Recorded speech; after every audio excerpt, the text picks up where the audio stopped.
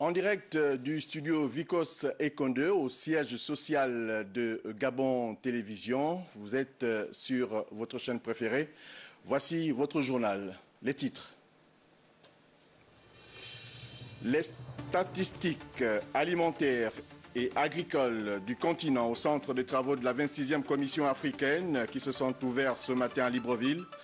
Les assises qui œuvrent pour un meilleur suivi du développement des politiques agricoles enregistrent la participation d'experts d'horizons divers.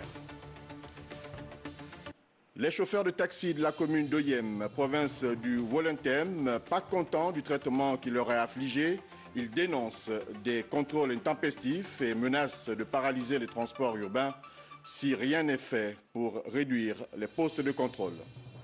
Enfin, sport, éliminatoire Cannes Total 2021. Les 23 Panthères devront donc affronter la RDC et l'Angola les 14 et 17 novembre prochains connus. C'était à la faveur du point de presse que Patrice Neveu, le sélectionneur national, a tenu ce jour à Libreville. Mesdames, Messieurs, bonsoir et merci de rester fidèles au programme de Gabon Première. Bienvenue à tous. Encore toutes nos excuses pour ces quelques minutes de retard observés dans le démarrage de cette édition d'information. Activité au Parlement en ouverture. Votre 20h commence maintenant avec le début ce matin de l'examen du projet de loi de finances 2020 du côté de l'Assemblée nationale. Le ministre des Finances, du Budget et de la Comptabilité publique était face aux députés membres de cette commission pour défendre le projet de loi du budget exercice 2020. Bien avant, Roger Onomba a édifié la représentation nationale sur l'exécution de la loi de règlement 2018. Compte rendu, Jean-Rodrigue Bingoudou et Valérie-Charles Poulangoy. Conformément aux dispositions de l'article 47 de la Constitution d'une part et des articles 17 et 18 de la loi organique numéro 020/2014 du 21 mai 2015 relative aux lois de finances et à l'exécution du budget d'autre part, les honorables députés, membres de la Commission des finances, du budget et des comptes publics, ont auditionné le ministre de l'économie, des finances et des solidarités nationales, Roger Onomba, sur le projet de loi de règlement 2018, exercice préalable à l'examen du projet de loi de finances 2020. La loi de règlement est extrêmement importante puisque c'est celle qui permet, une fois qu'un budget a été voté et qu'il a été exécuté, c'est celui qui permet de mesurer les écarts entre ce budget et les réalisations effectives et donc de régulariser ce qui ne l'a pas été. Les budgets de mission qui ont été engagés et exécutés en deçà ou au-dessus des autorisations qui ont été données, les variations de ressources, les variations de dépenses, tout cela est examiné dans la loi de règlement et encadré par des textes spécifiques, notamment la Constitution d'une part et la loi 20/2014 d'autre part. Arrêtée à un peu plus de 2 900 milliards de francs CFA, la loi de finances rectificative 2018 a été exécutée en ressources à un peu plus de 2 400 milliards contre près de 2 500 milliards en charge, le solde déficitaire se situant à plus de 48 milliards de nos francs. Face à un taux d'engagement assez élevé avec un faible impact sur les populations en termes de réalisation, les honorables députés, questions-réponses à l'appui, ont émis des réserves quant à donner leur satisfecit à cette loi de règlement, attendant d'avoir une meilleure lisibilité au terme d'un examen au fond. Juste après, le ministre a été auditionné par les membres de la Commission des finances, du budget et de la comptabilité publique sur le projet de loi du budget de l'année 2020, estimé, écoutez bien, à plus de 3 330 milliards de nos francs. Détails et explications, Jules Daflor Odembe, Valérie-Charles Poulangoy.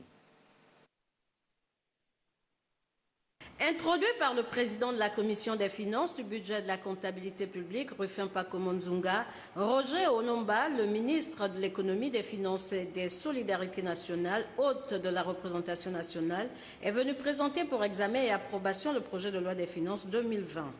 Élaboré dans un contexte mondial caractérisé par une nette amélioration de la croissance économique, ce projet de loi de finances, dans son volet ressources, intègre les charges et les dépenses de l'État conformément au plan de relance économique. Occasion pour le membre du gouvernement de décliner les prévisions budgétaires pour l'année 2020. Pour l'année 2020, les prévisions budgétaires sont arrêtées en ressources et en charges à 3 330 milliards 773 722 478 francs CFA contre 3 033 milliards 417 217 459 000 par rapport à 2019, soit une hausse de 9,8%, équivalent à 297 milliards 327 505 019 francs par rapport à 2019. En présentant au cours de ces travaux la situation macroéconomique et les mécanismes mis en place, le membre du gouvernement a également affiché un satisfecit sur l'augmentation du taux de croissance de nos finances publiques. Malgré les performances réalisées en 2019, Sur votre 20 heures, nous parlons cette fois de ces magistrats installés ce matin au palais de justice de Libreville, promus lors du Conseil des ministres du 17 juillet dernier par le Conseil supérieur de la magistrature. C'est le ministre d'État, Edgar Anissé Bumbu Miyaku, qui a donc présidé la dite cérémonie. Les détails avec Charles Bamondo et Mida Rengeng. Bien que républicain et obéissant aux normes édictées en la matière, ce rituel aura brillé particulièrement de par la forte quantité des magistrats promus, 34 au total installés au poste de premier président, de procureur général, conseiller, magistrat du parquet et de substituts généraux, de quoi renforcer de manière significative les compétences d'une cour considérée comme un maillon essentiel dans le fonctionnement de la chaîne judiciaire. La Cour d'appel judiciaire est la juridiction du second degré de l'ordre judiciaire qui statue sur les appels formés contre les décisions rendues en premier ressort par les tribunaux de Libreville et de Lambaréné en matière civile, commerciale, sociale et pénale. Elle connaît aussi des contestations relatives à la nationalité et celles intéressant les auxiliaires de justice que sont les avocats, les notaires et huissiers. Le niveau du contentieux et la nature des affaires soumises à l'appréciation de la Cour imposent nécessairement une adéquation entre les effectifs et les structures d'accueil disponibles. Surtout avec la mise en place des formations spécialisées telles que la Cour criminelle spécialisée, la Chambre d'accusation spécialisée et la Chambre correctionnelle spécialisée. C'est l'occasion pour nous, Monsieur le ministre d'État, de vous solliciter personnellement afin de remédier à cette situation qui nous gêne tant et qui risque d'impacter le fonctionnement de la juridiction. L'harmonie parfaite, les promus doivent la trouver également dans l'entière collaboration entre les services et les hommes appelés à dire le droit. Justice et droit toujours dans votre 20 heures avec la cérémonie de rentrée judiciaire au tribunal administratif de Koulamoutou. Nous sommes dans la province de Logoué-Lolo. L'événement qui a vu la présence du gouverneur de province a également enregistré l'installation du nouveau commissaire adjoint à la loi. Le récit de Dieudonné Rongou sur les images de Constant Ondomba. Maurice Nzambi Kokoubor, nouveau commissaire à la loi adjoint du tribunal administratif de Koulamoutou, a été officiellement présenté et installé lors de la cérémonie de rentrée judiciaire qui s'est déroulée en présence du gouverneur de Logoué-Lolo et l'ensemble des autorités administratives et militaires. Occasion tout indiqué de relever les thèmes retenus pour cette année judiciaire. Cette année, le ministère public a fait le choix de nous entretenir sur 3 questions majeures. Il s'agit de la question du non-paiement de l'indemnité de services rendus, la non-régularisation de la possession des terres et domaines par l'administration, les autres personnes morales et les particuliers, et enfin de l'inexécution des lois de finances et des crédits dus aux administrations publiques. Pour sa première année dans la province de Logoué-Lolo, le tribunal administratif, dernier né des juridictions judiciaires, se devait de faire son bilan.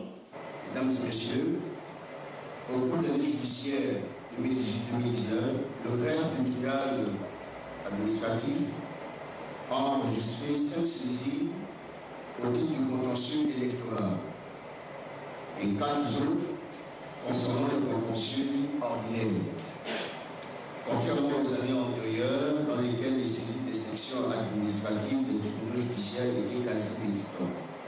cette nouvelle année judiciaire, les usagers sont plus qu'attendus par les services qui ont à cœur de régler le conflit entre l'État et ses administrés.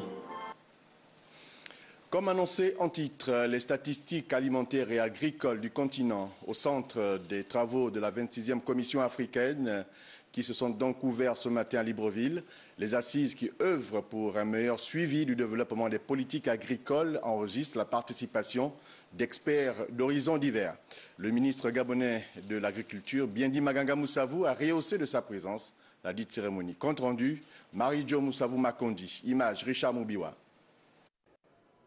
Cette réunion qui se tient tous les 2 ans depuis 1962 reste un forum important pour échanger sur la situation des statistiques alimentaires et agricoles en vue de faire le suivi du développement des statistiques agricoles sur le continent africain. Il n'y a aucun doute que ce genre de rencontre favorisera un environnement idéal et contribuera à assurer le succès de cet échange interafricain. La FAO, en tant qu'organisation travaillant sur le partage des connaissances, a pour mandat principal la production d'informations et de statistiques comme des biens publics mondiaux à utiliser à tous les niveaux. Selon l'article 1 de sa constitution, l'organisation rassemble, analyse, interprète et diffuse des informations relatives à la nutrition, à l'alimentation, à l'agriculture. Dans son propos, le ministre Biendi Maganga Moussavou s'est exprimé sur la politique du gouvernement à ce sujet d'intérêt national.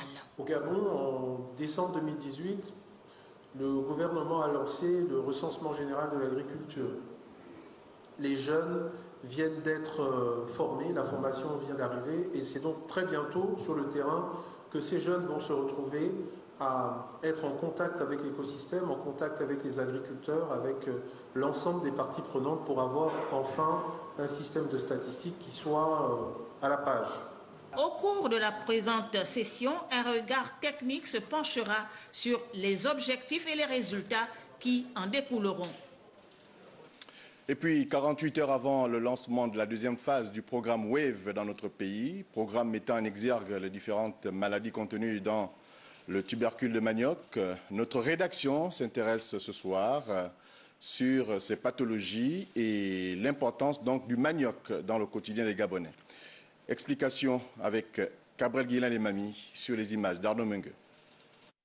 Avec une production de plus de 40 millions de tonnes par an en Afrique centrale, le manioc nourrit un demi-milliard de personnes dans la zone subsaharienne. Il est consommé de la feuille à la racine. Cet aliment est très prisé par de nombreuses familles. Son importance s'explique par le rôle qu'il joue associé à d'autres cultures vivrières dans le régime alimentaire et le panier de la ménagère.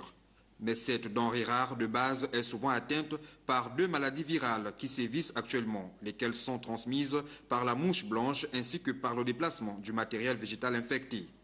Ces 2 maladies restent encore inconnues par la population et même par les commerçants eux-mêmes.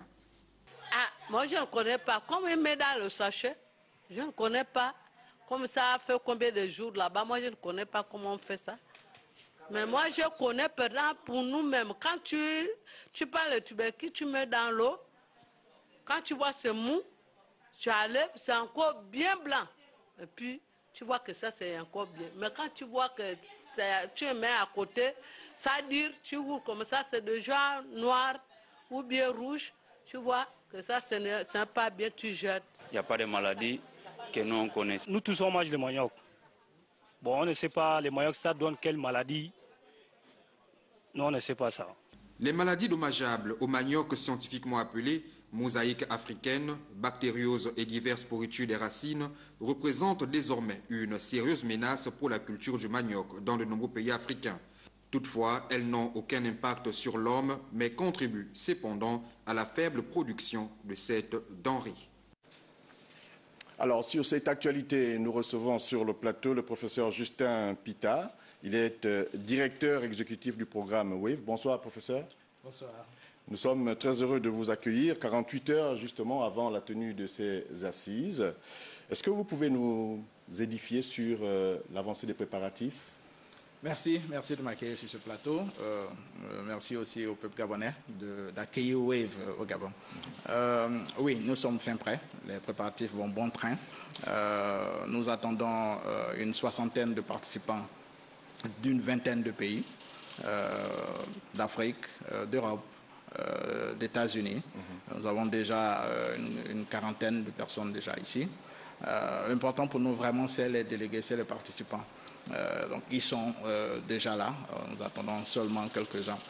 Nous avons aussi plus d'une centaine de participants du Gabon et nous savons que les Gabonais sont prêts, donc nous sommes prêts. Alors le manioc est une culture appréciée ici en termes de consommation. Est-ce que vous pouvez nous édifier sur les véritables enjeux du programme WAVE? Merci. Le programme WAVE est un programme de recherche axé sur la sécurité alimentaire. Particulièrement les maladies virales du manioc et du l'igname et de la patate douce, donc des plantes à racines et tubercules. Mais nous avons une urgence au niveau du manioc. Ce manioc est menacé par ces maladies virales. Parmi ces maladies virales, nous avons la maladie de la mosaïque africaine du manioc, qui est présente partout où le manioc est cultivé en Afrique subsaharienne. En plus de cette maladie, nous avons une autre maladie, qui est la maladie de la stréée brune du manioc. Cette maladie-là, elle est dévastatrice. Elle se propage actuellement à partir de l'Afrique de l'Est vers l'Afrique de l'Ouest et va certainement passer par l'Afrique centrale, le Gabon. Alors rassurez-nous, vous qui avez toutes les données, maladie dévastatrice, est-ce qu'il est dangereux aujourd'hui de consommer du manioc de manière trivale? Non, pas du tout, parce que nous parlons ici de maladies de plantes. Ce sont des maladies de plantes qui n'affectent pas directement les hommes. Mais qui ont une conséquence sur l'économie. L'économie et aussi vraiment sur la possibilité d'avoir du manioc. Parce que si cette maladie-là, la stréée brune du manioc arrive par exemple au Gabon, on peut dire bye bye le manioc. Et nous savons comment important est le manioc pour notre alimentation ici. Nous allons vous demander encore de nous rappeler le lieu, l'heure pour justement la tenue de ces assises dans 48 heures. C'est où? Au Radisson Blu, ici à Libreville. Ce sera le mercredi à 9h. Qui a droit à l'entrée? Comment ça se passe? Parmi les délégués, nous attendons d'abord le gouvernement gabonais. Nous attendons aussi les ambassadeurs de tous les pays de WAVE qui sont présents ici au Gabon. Il y aura aussi les producteurs de manioc, les chercheurs, les enseignants, vraiment toute la chaîne, des membres de la chaîne de valeur qui sont invités. Mais le manioc étant aussi très important, tous ceux qui veulent venir peuvent venir. Professeur, merci et bonne continuation. Merci à vous. Merci beaucoup. La suite du journal, le volet santé nous amène également à parler de l'ouverture ce matin au centre hospitalier universitaire de Libreville d'un séminaire sur la prévention de la transmission du VIH de la mère à l'enfant. Plusieurs participants venus donc de différents services des structures sanitaires du pays prennent part à cette formation. Le point avec Guirfried Obian et Eric Mokoko. Avec une prévalence de 4,1% chez la population générale, le Gabon compte 5,2% de femmes enceintes atteintes du VIH. Une statistique alarmante qui suscite cette formation sur la prévention de la transmission du VIH de la mère à l'enfant. Les mamans, elles sont malades, elles ont le droit de faire des enfants, mais avec le programme, c'est mettre au monde des enfants sains, parce que nous formons les prestataires qui ont en charge le couple mère-enfant à l'administration des médicaments antirétroviraux afin que plus aucun bébé né de mère séropositive ou de mère malade du sida ne soit infecté par le virus du sida. La transmission du VIH de la mère à l'enfant peut se faire pendant la grossesse, au cours de l'accouchement ou pendant l'allaitement au sein.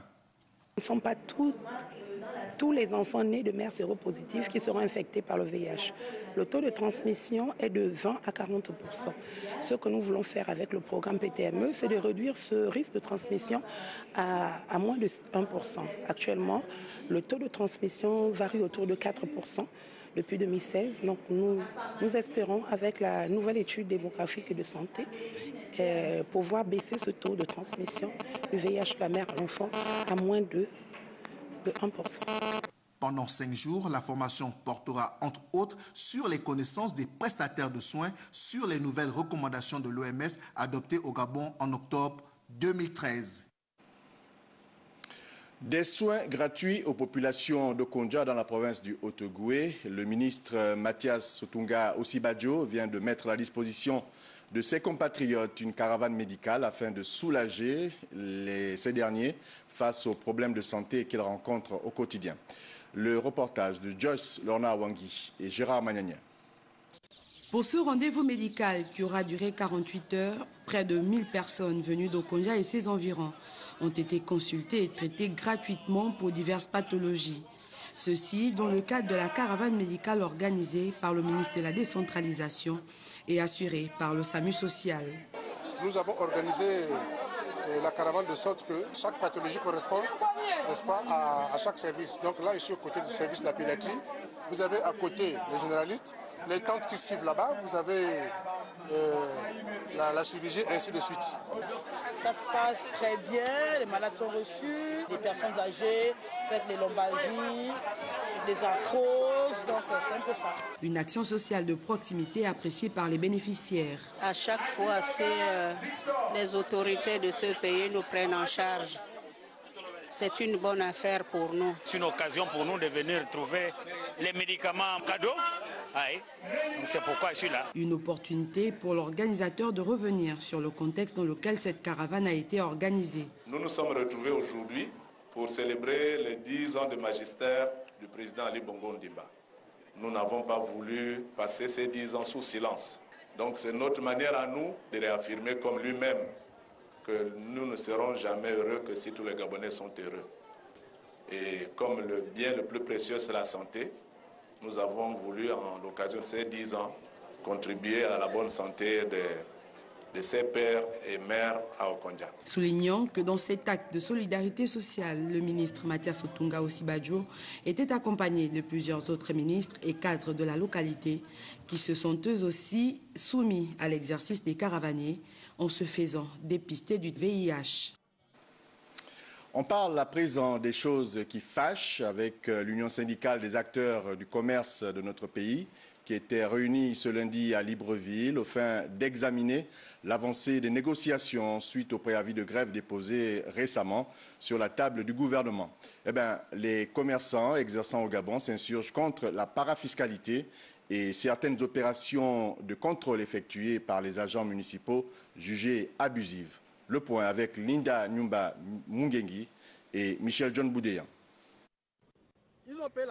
À défaut d'avoir accès à la chambre de commerce, c'est finalement devant les locaux de cette structure que ces commerçants de Libreville ont tenu à contester à nouveau certaines pratiques orchestrées par des agents municipaux. On vient pour vous dire, on est venu, c'est le maire qui nous a envoyé, vous payez tel montant parce que c'est une taxe une nouvelle taxe qui est introduite.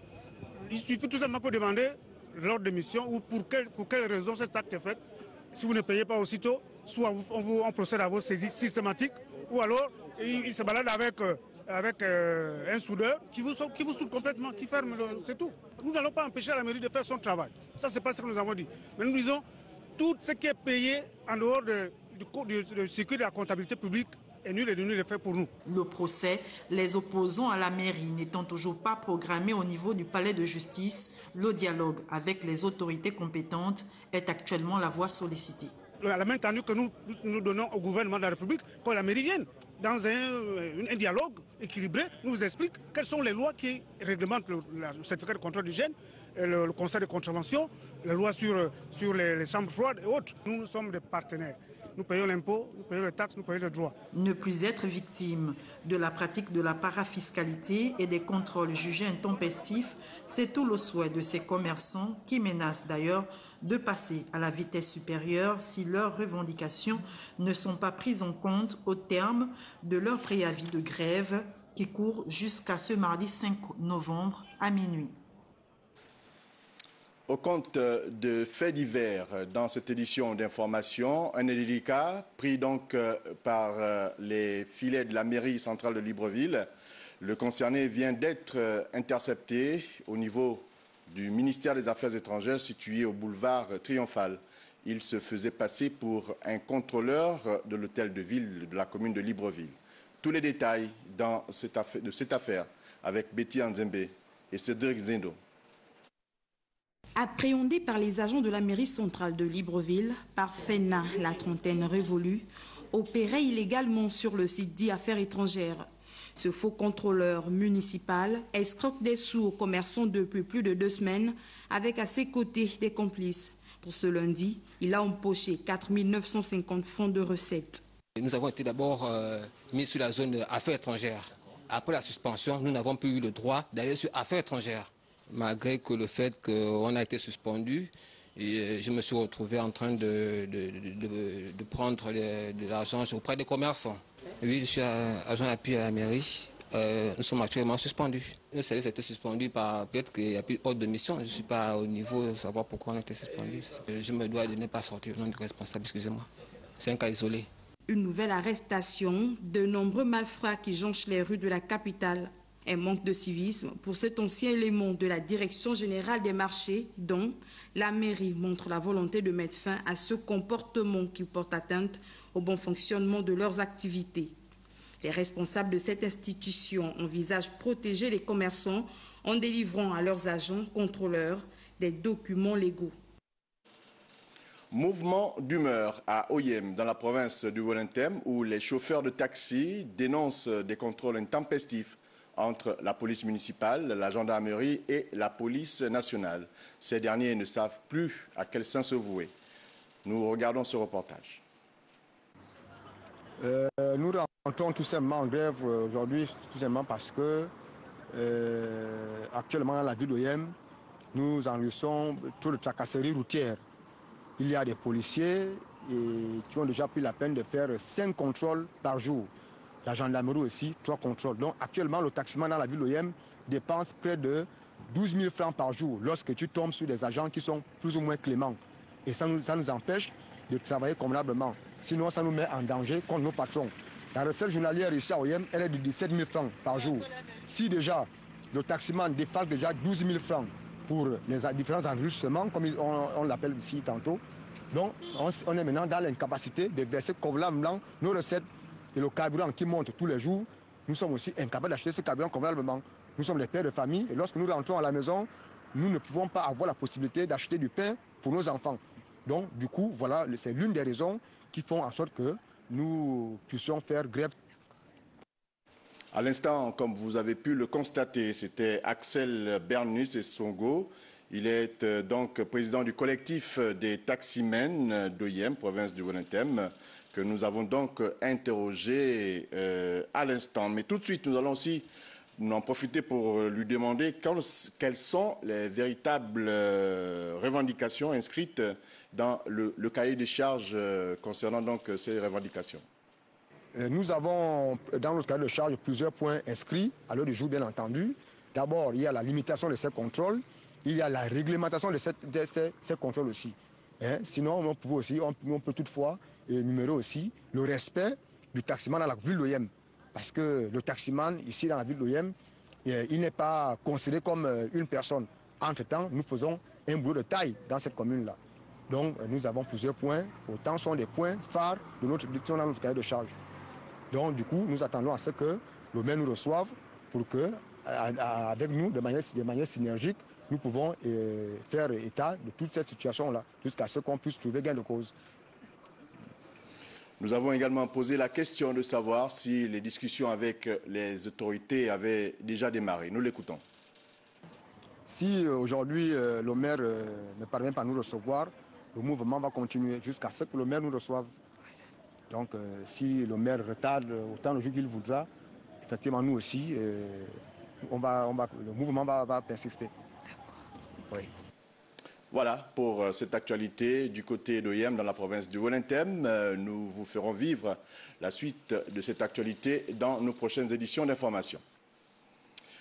On parle à présent de formation et d'éducation. C'est pour permettre aux établissements primaires implantés dans leur circonscription politique de fonctionner efficacement que les conseillers municipaux du Rassemblement pour la restauration des valeurs viennent d'offrir du matériel didactique aux responsables de ces écoles.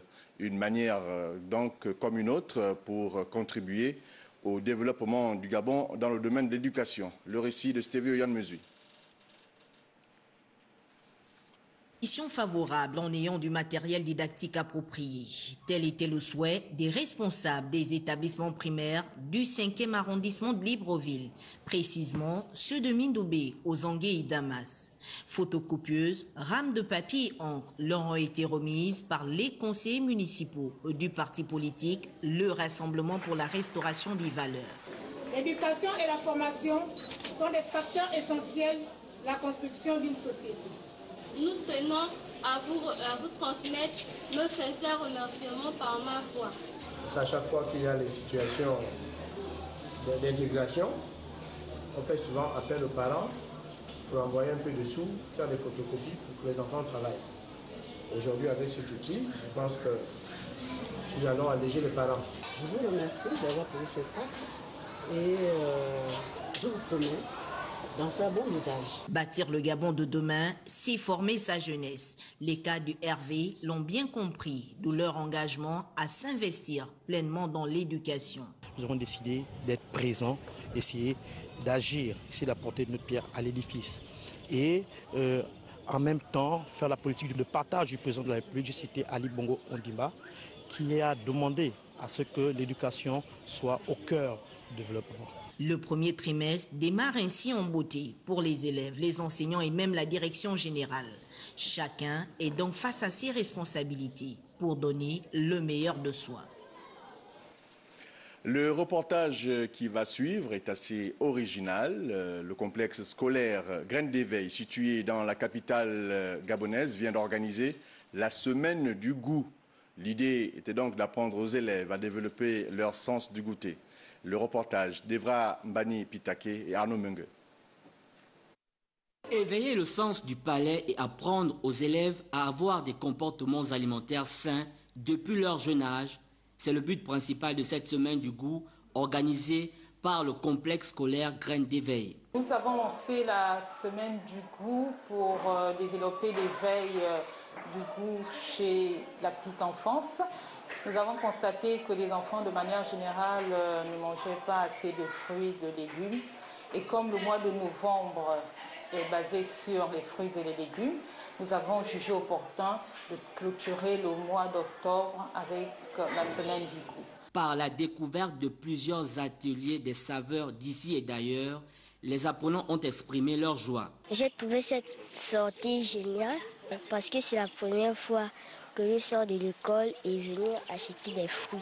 J'ai retenu la différence entre un fruit et les légumes. Le fruit, c'est quelque chose qu'on peut manger après manger, à midi comme dessert. Et les légumes, c'est quelque chose qu'on peut manger avec la banane, et le manioc, tout ça, comme plat de résistance. Pour le nutritionniste, la consommation des fruits et légumes est importante depuis le bas âge. Les fruits sont riches en vitamines et en sels minéraux, qui sont les éléments protecteurs de notre santé. Ce qui fait que dès le bas âge, l'enfant a besoin de consommer suffisamment de fruits et de légumes. Je conseille aux parents de faire tous les efforts. Pour les tout petits, parfois c'est difficile, mais il faut négocier toujours avec les enfants, et même presser les jus donc de fruits et leur donner sous forme de liquide. Ils peuvent boire ça et ça peut vraiment leur apporter énormément pour leur santé. Cette semaine du goût s'inscrit dans le cadre du prolongement des activités de la Journée mondiale de l'alimentation. Sport football éliminatoire de la CAN Total 2021 pour la fin. Le Gabon affronte la RDC le 14 novembre prochain et l'Angola 3 jours plus tard à Franceville. Pour ces deux rendez-vous sportifs, Patrice Neveu, le sélectionneur national, a officiellement publié la liste des 23 panthères du Gabon sélectionnés. John Zué était présent. 6 nouveaux entrants dans la nouvelle liste publiée par Patrice Neveu durant la traditionnelle conférence de presse. Les défenseurs Junior Randaloto Zué et Gilles Chris-Nguema, les milieux Mario Lemina, Lévi Clément Madinda et Serginho Martin Songwali, ainsi que Malik Evona font leur entrée au sein des 23 panthères qui rallieront Kinshasa le 14 novembre prochain. Si les absences de Bulo, de Wachter et Asumouakwe sont somme toute logiques, par contre celles de Maï, Poko et Loufilou sont d'ordre physique et administratif. Le coach du Gabon a pour cette fois fait appel aux hommes en forme pour combler les manquements auxquels il fait face. En somme, Patrice Neveu a gardé les mêmes remparts, Donanze, Bitseki et Anthony Famuzui, désormais numéro 1 dans la hiérarchie des gardiens.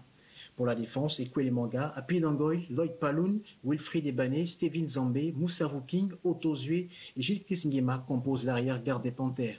En milieu, Kanga Gelor, Medwin Bitege, Didier Ndong, Lemina Madinda et Martin Songwali ont eu la confiance du sélectionneur pour leur force de caractère. En attaque, les soutiens du capitaine Pierre-Emerick Aubameyang sont quasiment les mêmes, son lieutenant Denis Bouanga ainsi que le reste des troupes avec Ochanga, Boupenza, Alevina et Malik Evuna animeront ce secteur offensif que Patrice Neveu veut très conquérant contre les léopards de la RDC et les Palancas Negras. Sur le plateau de Gabon Première, Georges Alexis Bada du service des sports. Bonsoir Georges. Bonsoir. Est-ce qu'on peut avoir avec vous votre réaction après donc, la conférence de presse du sélectionneur national? Écoutez, vous le savez, Patrice Neveu a rendu une copie à son sens la meilleure possible en tenant compte bien entendu de tous les secteurs, les compartiments, à réajuster et à équilibrer, pourquoi pas. Mais le plus important, c'est l'exercice fastidieux qui consiste à trouver cette alchimie qui pourrait lui permettre de tirer au mieux le potentiel de ses poulains en prélude aux 2 matchs de poule, le 14 novembre à Kinshasa en RDC et puis le 17, vous l'avez dit, à Franceville contre l'Angola. Dans l'état d'esprit, on gardera la dynamique implacable du groupe, rester sur 2 victoires en termes de matchs amicaux, 1-0 contre le Burkina Faso et 3-2 face au Lion de l'Atlas. Matchs amicaux, c'est bien, mais les éliminatoires restent une autre paire de manches quand on sait qu'il y a cette intensité, il y a l'enjeu, il y a la pression. En ce qui concerne donc les qualifications pour la CAN 2021 au Cameroun. Optimiste ou pessimiste? Ah non, je le disais, on est sur une dynamique implacable de victoire, donc il faut rester les têtes sur les épaules, il faut être libéré et jouer sur ses valeurs. La suite de cette actualité au cours de l'émission Grand Sport à partir de 21h sur Gabon Première. Nous allons nous séparer avec cette communication.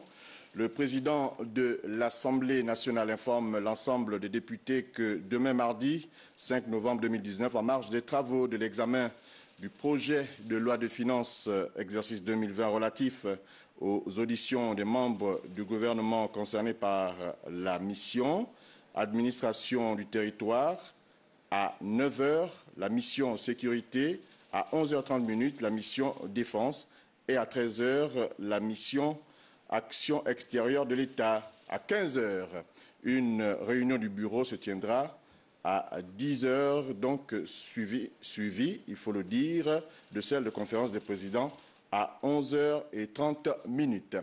Voilà qui met donc un terme à votre édition d'information de la soirée. Prochain rendez-vous 23h. Retrouvez Wivine au Vendant. Quant à moi, je vous dis à demain, 20h, si Dieu le veut.